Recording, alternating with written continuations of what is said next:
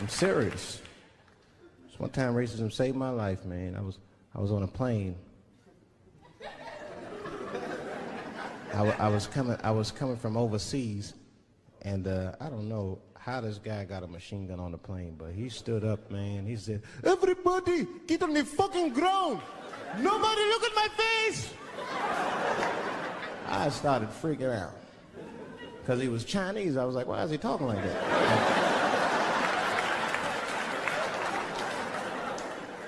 He was screaming and crying. I was the only brother on the plane. Well, I thought I was the only brother. I looked over, there was one other black dude. He was from Nigeria. I looked over at him, he was looking right in my face, man.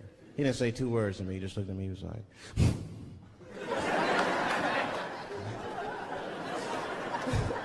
He didn't need to talk, I knew just what he was talking about. I looked right back at him, I was like...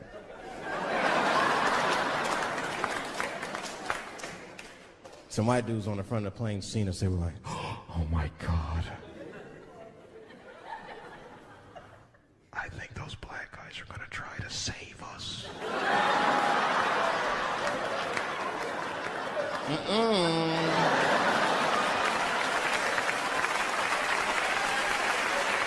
We were just communicating that we understood the situation. We were both seeing the same thing. What we understood was simple. Terrorists don't take black hostages. That's the truth. I have yet to see one of us on the news reading a hostage letter and shit. They is treating us good. We all chilling and shit. I'd like to give a shout out to Ray Ray and Big Steve and Central Newport.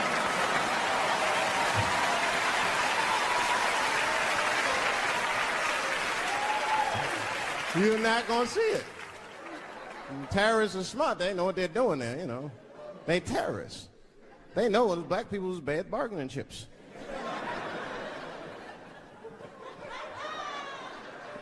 They called the White House.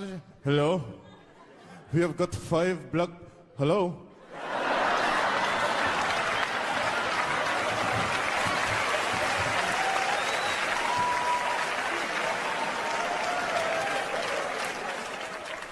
Really some scary shit. I gotta tell you, Harvey Weinstein.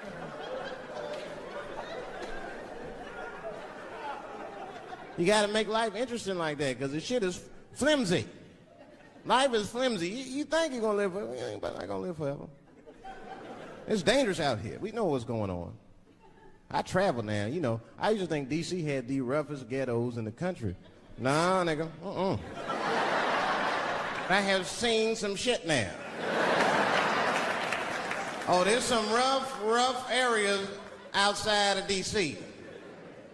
Yeah, everybody should go to the ghetto. I was taken to the ghetto one time. That's the worst. When you get taken and you're not expecting to go.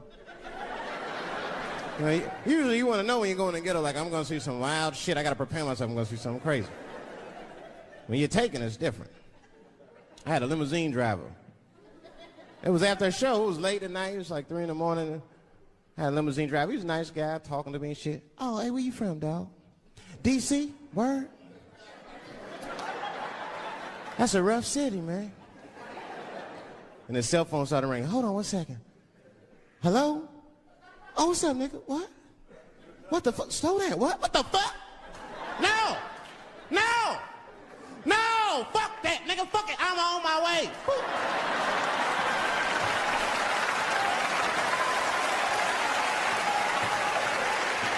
Hey, I gotta make a stop real quick. At 3 o'clock in the morning. I didn't know he was taking me to the ghetto at first. I started looking out the window. I was like, what the fuck? Gun store, liquor store, gun store. Where the fuck are you taking me? This don't look good. He didn't say shit.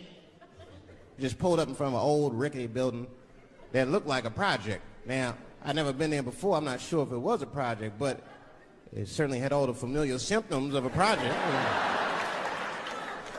A fucking crackhead ran this way.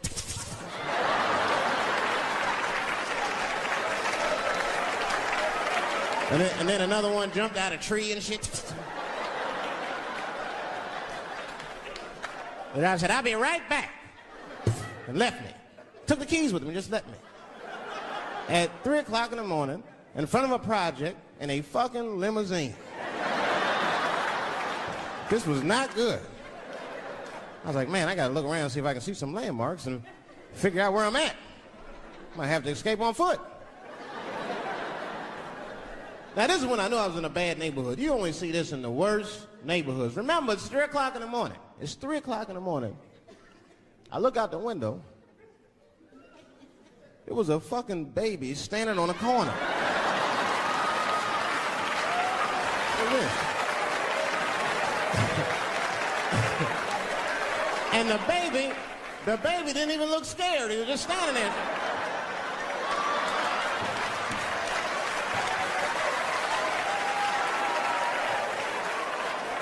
I mean, it made me sad. It made me sad, really. You know what I mean? Because I wanted to help the baby.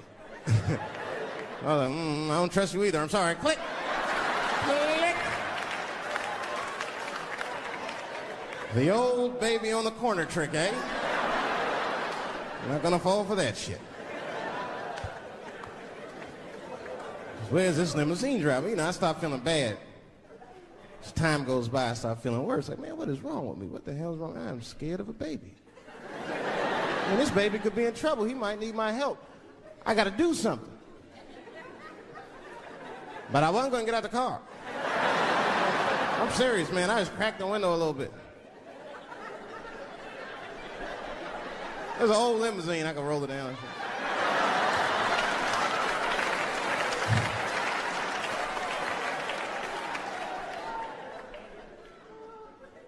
Hey, baby.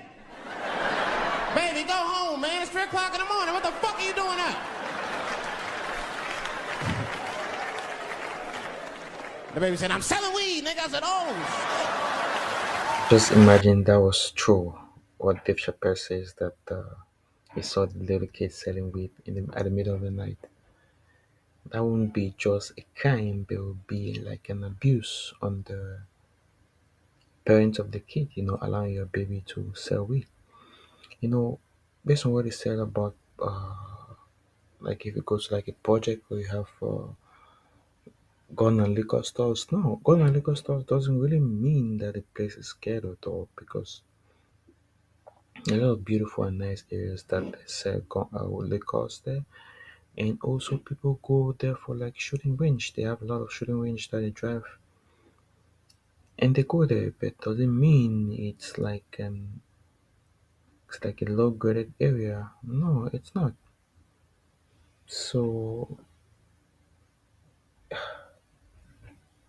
it really doesn't mean that, that has been a stereotype that people have used for a very, very long time, that any area with gun and liquor stores is areas where it's more like a project, more like a ghetto, but it's not true. And also going to the part of like bad guys doesn't use black people as hostages. They have arrested a rich Tanzanian billionaire. Kidnap a rich Tanzanian billionaire. It just depends if you have money or not. If you have money, for sure they'll come after you, but if you don't, they won't. Then they don't just go for anybody, They go for people that are loaded, people that are rich. Alright, let's continue listening to Dave. I wasn't expecting that. I'm serious. I had to buy 2 bags from the car. Let me get two coins. Got back in the car and rolled me a joint, man. That shit was scary, man. Every once in a while, like a crackhead would come up to the car and look in the window. It was like Jurassic Park, and shit, he'd be looking on the car. Hey, get out of here, cracky. That baby was still standing there, man. Then I started feeling bad again. Yeah, weed make you feel guilty sometimes, Man, what is wrong with me, man? I have just bought weed from an infant. can't condone this kind of behavior. What am I thinking? I can't let the fear ruin my morals. Gotta do something.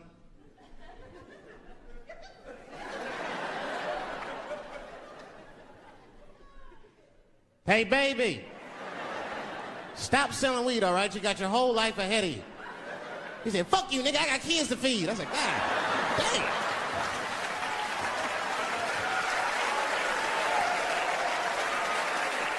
Sad. And just at that very moment, one of the crackheads was running across the street and got hit by a car. I know it was a hit and run. The police did it. That's all right, they sprinkled some crack on him and got back up. I almost protested the war in the beginning. Almost. Until I saw what happened to them Dixie chicks. I said, fuck that.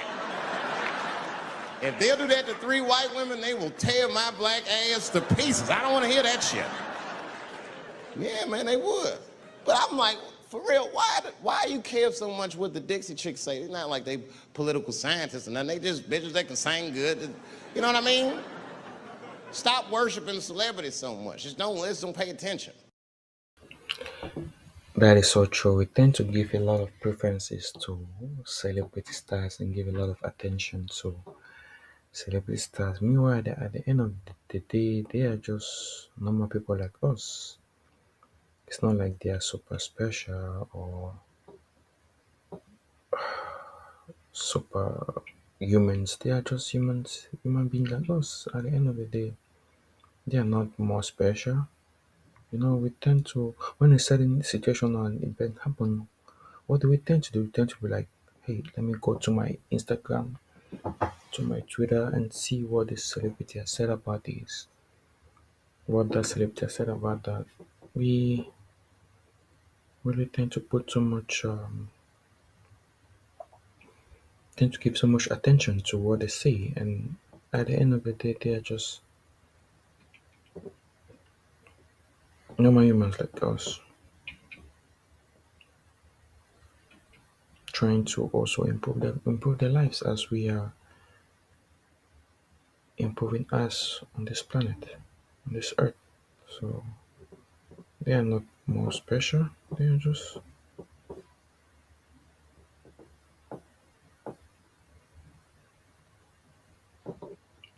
normal humans. Let's continue with Dave Chappelle. Yeah, I'll be seeing that kind of shit, man. It's what it is. They use the TV to program us from a young age. You ever watch like a cartoon that you used to watch when you were little as an adult? That shit is wild shit.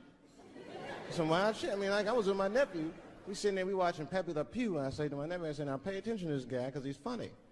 I used to watch him when I was little. And we watched the Pepe Le Pew, and I'm old now. I'm looking like, good God, what kind of fucking rapist is this guy? Like, take it easy, Pepe. My nephew was sitting there cracking up. See, sometimes you gotta take the pussy like Pepe. Like, no.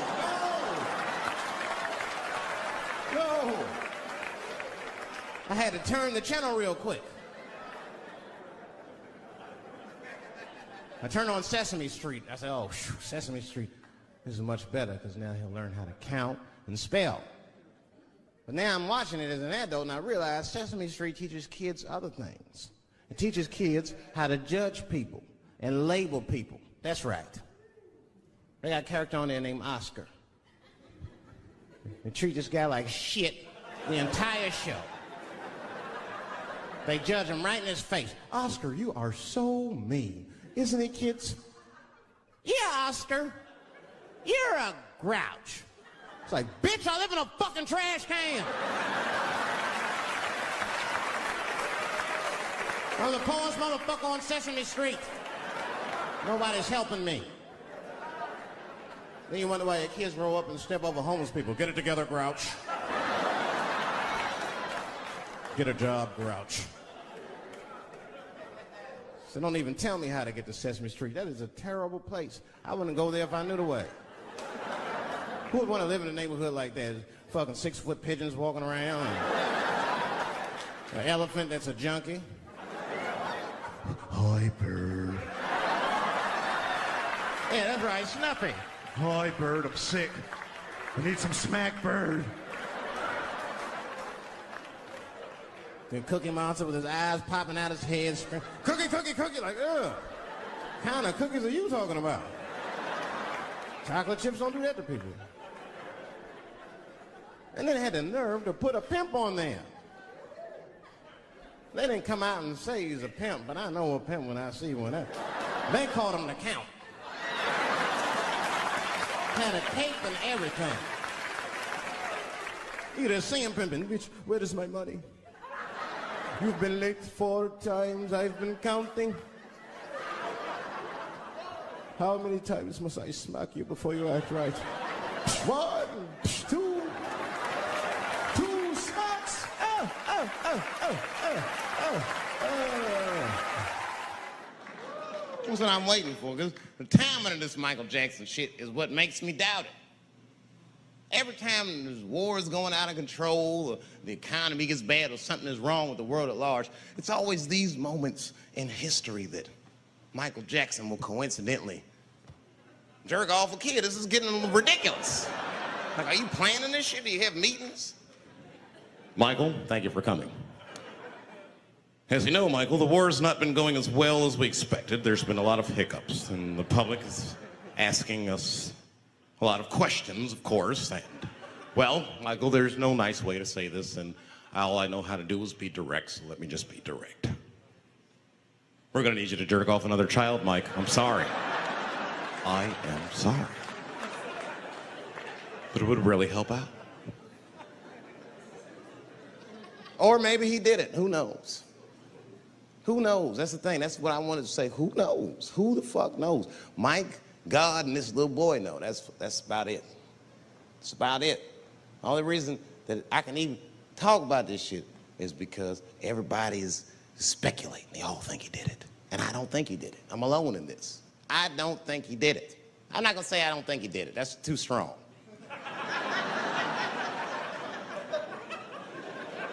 Let me just say I am reserving judgment until all the facts come out. But so far from what I heard, I mean, the kid said he was dying of cancer. He was in Make-A-Wish Foundation. He claims he had 2 weeks to live, and it was his dying wish to meet Michael Jackson. Come on, man, give me a fucking break. This kid is 10 years old. He don't remember Thriller. The fuck you want to meet Michael Jackson for, honestly? I remember Thriller, and I just, like, kind of want to meet this nigga. Like, I wouldn't break an appointment to meet him. I'll put it that way. I'd have to already be free. That's ridiculous. It's like if I'm dying in 2 weeks and go, oh, mama, get me in a room with Chubby Chuckle. I wouldn't want to meet that motherfucker. My last 2 weeks. Why not Usher or somebody like this? So then the kid claims he goes to Michael's house. This is where it all gets crazy. I don't, like, you know, he does everything you'd expect at Michael's house. They climbed trees and rode roller coasters and Ferris wheels. The chef made cookies, pies, and cakes. They was petting the monkey and the giraffe, sang songs, kid shit. And in the middle of all this childlike activity, for some reason, Mike pulled out some wine and some pills. I remember the time when sucked this kid's all dick. of those allegations came up, but they weren't really substantial, meaning to say that some of them were dismissed. Some of them were dismissed, but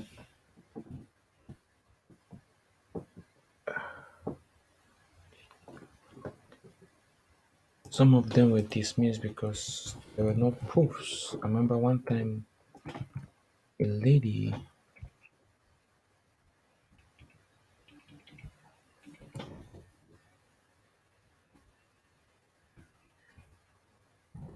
I remember one time a lady came up.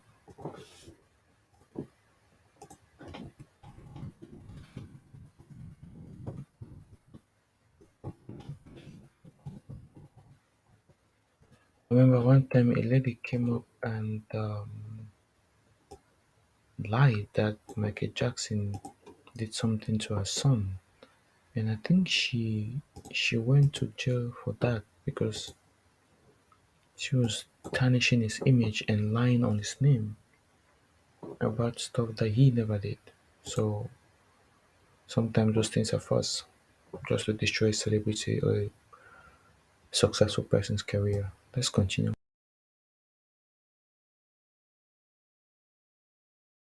Folks, it hurts me to say it. And the kid had the nerve to call that abuse. Motherfucker, that is a good host. God damn, what else do you want? What else do you want? I'm lucky to get a glass of grape drink at my friend's house. Let alone a roller coaster ride and my dick sucked.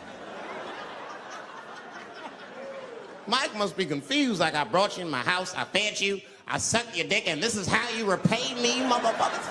This was your wish, not mine.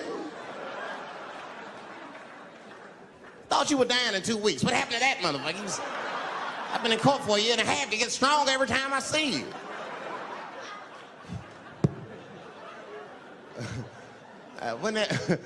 This is fucked up. I shouldn't even say this fuck. Wouldn't it be some ironic shit if they found out through this case that the cure for cancer was Michael Jackson sucking your dick somehow? Like if Mike had powers like Green Mile and all the kids like, please, Mike, suck our dicks. Never again. He didn't appreciate it. Can we at least study your saliva? Please, Mike.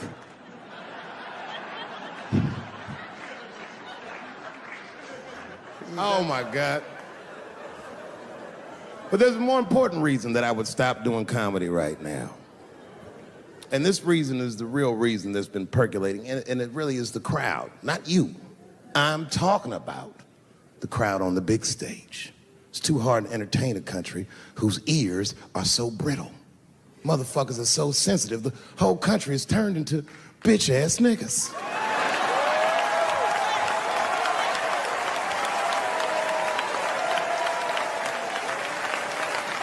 Everything you say upsets somebody. But motherfuckers are just taking it too far. I don't know why or how everybody got this goddamn sensitive. You know who hates me the most? The transgender community. Yo, yeah, these motherfuckers. I mean, I didn't realize how bad it was. These motherfuckers, I was really mad about that last Netflix special.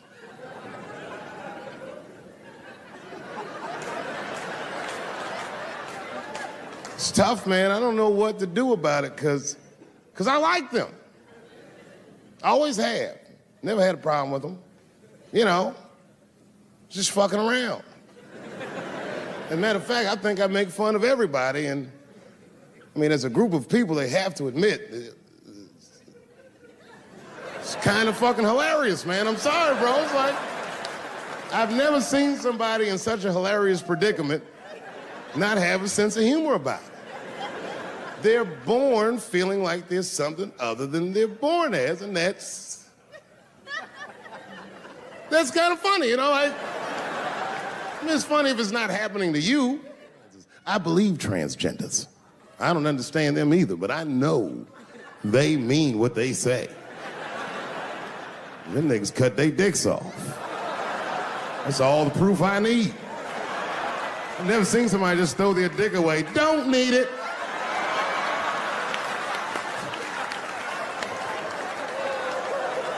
I don't understand, but I believe you and I support your decision, motherfucker. I was doing a show. I was in Portland, Oregon. And I was checked in a hotel under the name Charles Edward Cheese.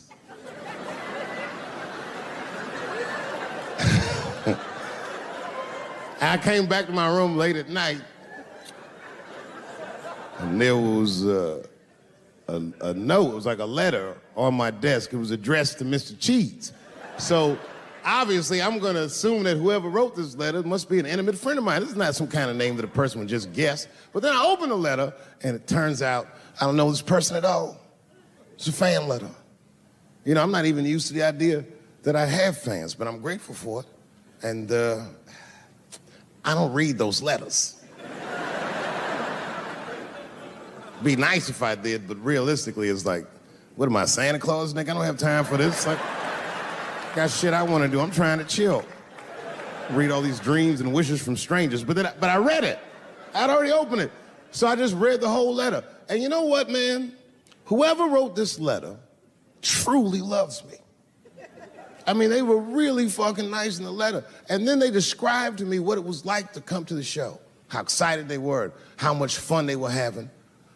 And then they said that when I got to my jokes about transgenders, that they were, quote, devastated. Because it turns out that whoever wrote the letter was transgender. Now, I'm going to be real for a second.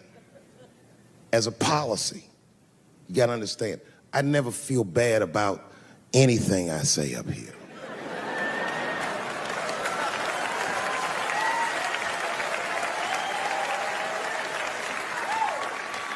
And I would never admit this to you if I hadn't locked your phones up. But it was the weirdest thing. Like, when I read this letter, this shit made me feel bad. I didn't feel bad about what I said, you understand? I felt bad that I made somebody else feel bad. To be honest, I don't even know what I said that upset that person. I have so many transgender jokes.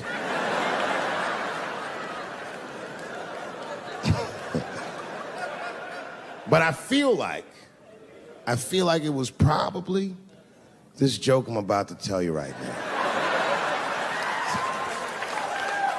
And it's not even that bad of a joke. It's a true joke. I mean, it's not true, but I had read in the paper that Caitlyn Jenner was contemplating posing nude in an upcoming issue of Sports Illustrated.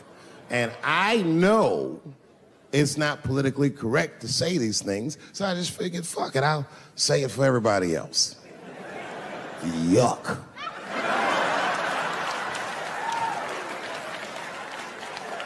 You know, sometimes I just want to read some stats. I don't know why you're gonna cram some man pussy in the middle of the sports page like this. I just didn't think that was the place for it. But I wasn't saying anything like Caitlyn Jenner's a bad person. I'm not mad at her for doing it. Not even mad at Sports Illustrated. If I'm mad at somebody, I'm probably just mad at myself. You understand? Because deep down, I know that I am not strong enough to not look at those pictures.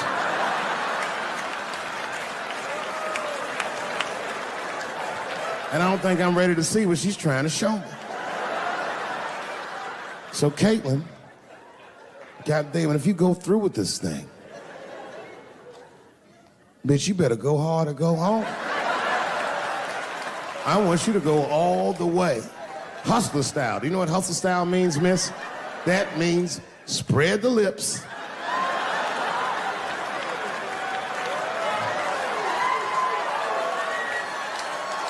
Isn't that a little bit too vulgar, Mr. Dave Chappelle? I find that a little bit too vulgar, but you know, it's your show, you know, it determines who comes to the show and what goes on in the show. But let's continue.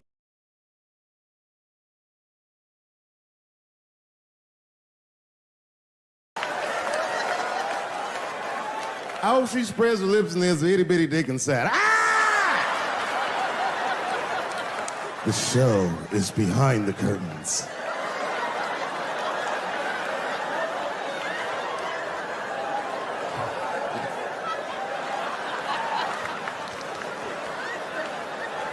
I don't know what I said that upset that person.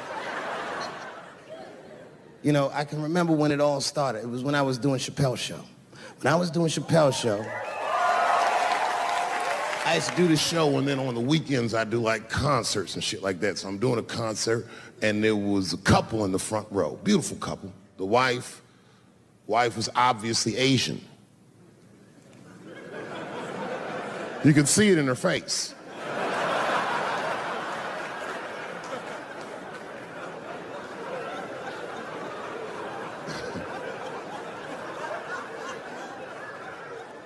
The husband, this motherfucker was mysterious, to say the least. Couldn't quite pinpoint where he was from. Caramel-colored fella, very nice hair, but he could have been from anywhere. Bangladesh, Mexico. I can't guess with a nigga like this. All I knew for sure about this guy is that his wife was a bitch. I could see that in her face, too. No, he was laughing and having a good time, and she was scowling at me at a goddamn comedy show. I couldn't figure it out. And then I realized at some point that she was pregnant, and I was smoking on stage. I said, oh my God, that's probably why she's mad. So I started to put my cigarette out, but then she hit me with one of them fake non-smoker calls.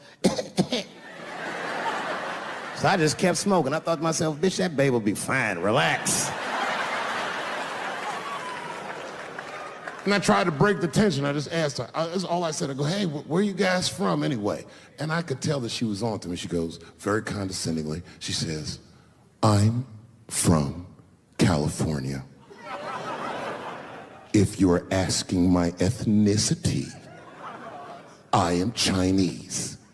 And her husband was just cool about the shit. He was like, I'm Mexican, bro. I said, well, I'm sorry if I offended you by asking. But you're a very beautiful couple. And miss, there's no question that you're gonna give birth to the hardest working baby this world has ever seen.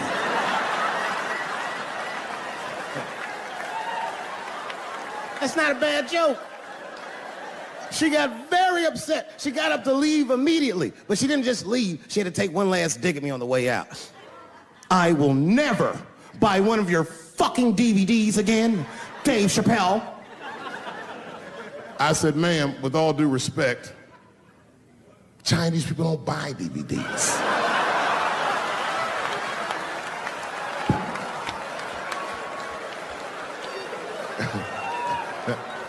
And the crowd went crazy. We were all laughing, having a good time. I didn't even think anything of it. And then just 3 days later, this lady sends a fucking letter to my promoter telling him not to book me for shows anymore because I was, quote, racist, and I'm quoting her, insensitive to the nature of my interracial marriage. I was like, word, bitch, I was. If she had just done a little bit of research, she would know that I myself am in an interracial marriage. That's right. In fact, my wife is Asian too. Surprise, bitch, I'll see you on Thanksgiving.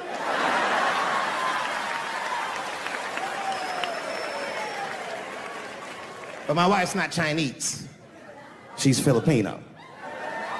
That's right. And our kids are Puerto Rican somehow, so there you go. Now, let's think about this. You've heard them on their radios, on television, you've read their newspapers, you've even talked to them in your beer houses. What do they call us? They call us Anglo fools. They call you Anglo fools. And they've called all of us Biafrans. Are we Biafrans? They call us enemies in their house. That's not the truth. The truth is they stole our rights. You know that. They destroyed our wealth. Call us Cameroonians. We are Amazonians.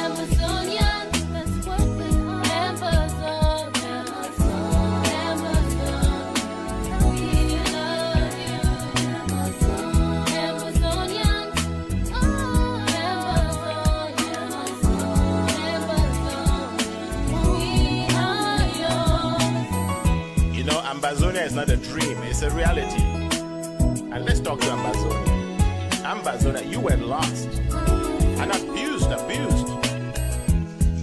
Now you are found. We have found you. We pledge our lives to set you free, forever free. We won't let you down. And this is our promise to you. Nobody can ever take this promise away, and we will not budge one step back.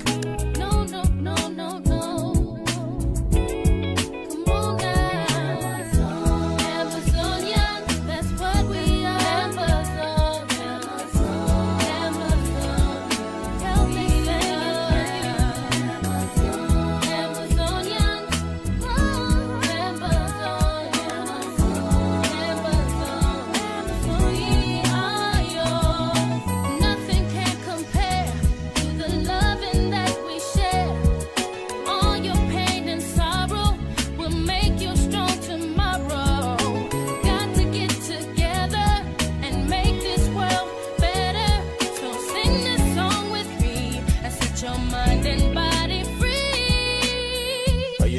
just really comes down to you and me.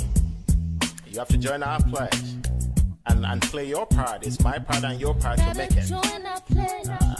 You and me will set it free. Because freedom is the word. Don't let them lie to you. There's nothing else but freedom. Freedom is our right, and in that right is our liberty.